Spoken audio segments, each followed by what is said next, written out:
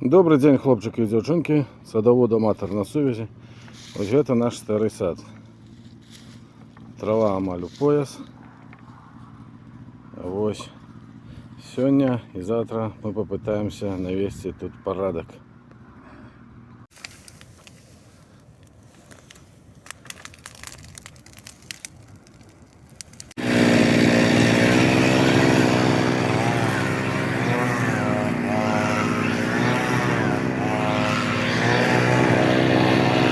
Ну, а вот что атрымалася. 2 дні амаль мушуравалі. Спалили все, полсада. Идеально, ну а другую полову трошки не так, хотя бы больше.